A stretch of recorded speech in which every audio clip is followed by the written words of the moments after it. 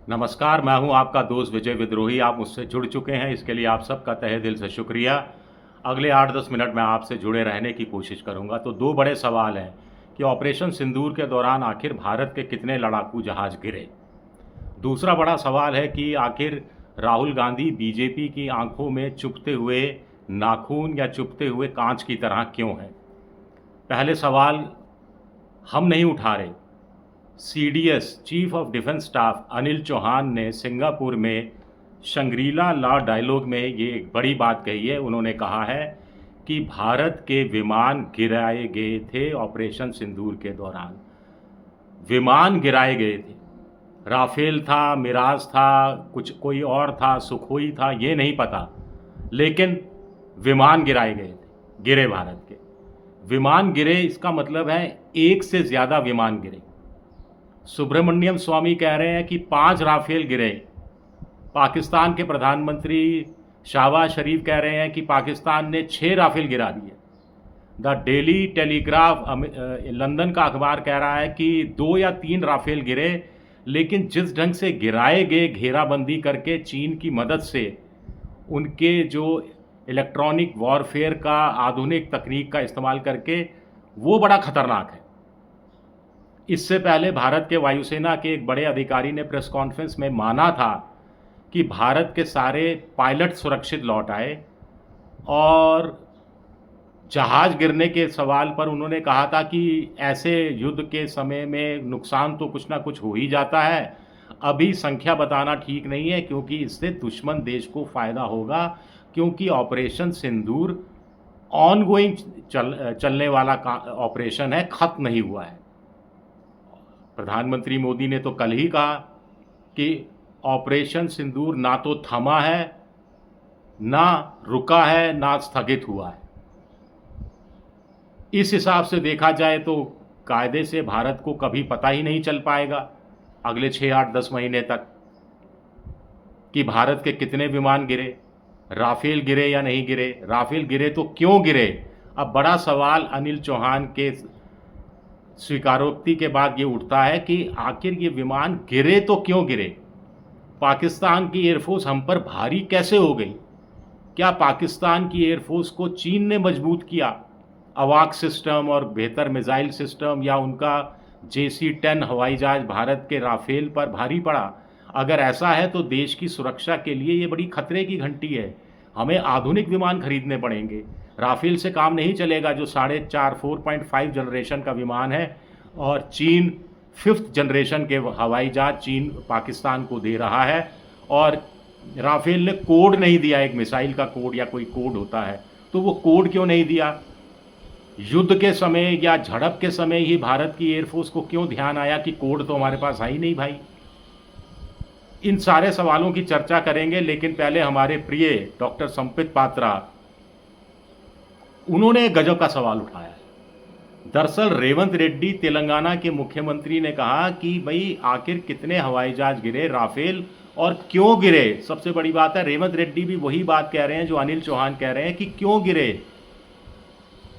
इसका जवाब मोदी जी को देना चाहिए, लेकिन एक हिम्मत वाला आदमी ही इस तरह के जवाब दे सकता है, क्योंकि युद्धकालीन परिस्थितियों से आप गुजर रहे होते हैं तो आपको अपनी ताकत का अंदाज़ा लगाना है, दुश्मन की ताकत का अंदाज़ा लगाना है, और दुश्मन की ताकत के हिसाब से खुद को अपग्रेड करते हुए चलना है। आपको हमेशा 19 नहीं होना, आपको 20 नहीं होना, आपको 21 साबित होना है। खैर, संपित पात्रा ने बड़ा मज़ेदार सवाल उठाया है। उन्होंने कहा है कि राहुल गांधी क्यों पूछ रहे हैं कि कितने हवाई जहाज भारत के गिराए गए, ये तो पाकिस्तान परस्ती हो गई, पाकिस्तान की भाषा में बोल रहे हैं।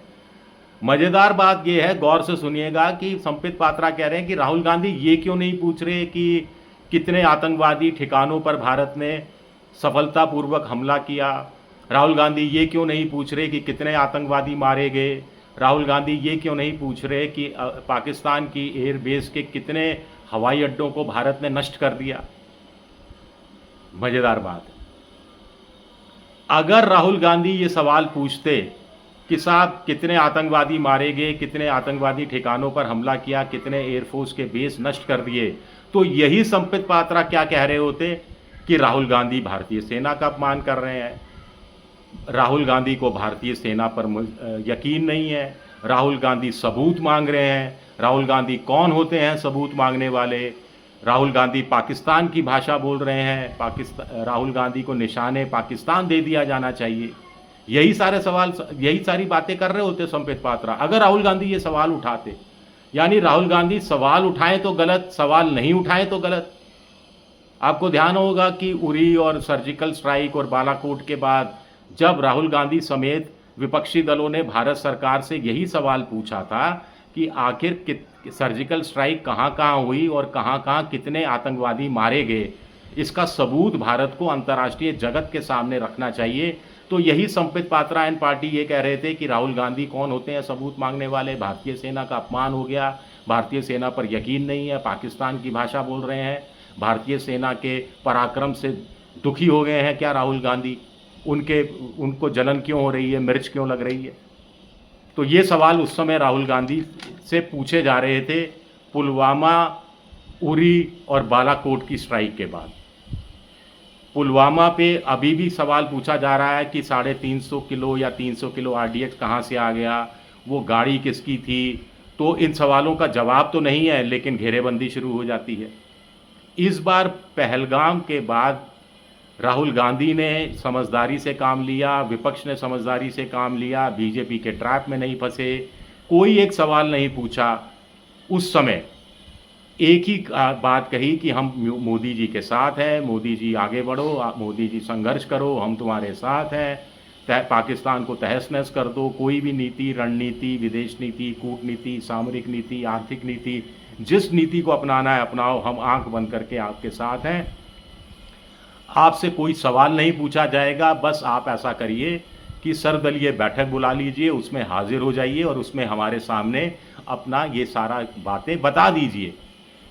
संसद का विशेष सत्र बुला लीजिए, उसमें डिस्कस कर लीजिए, उसमें एक प्रस्ताव पारित कर दिए जाए कि पाकिस्तान आतंकवादी देश है, जैसा प्रस्ताव भारत पहले नरसिम्हा राव के समय में पास कर चुका है।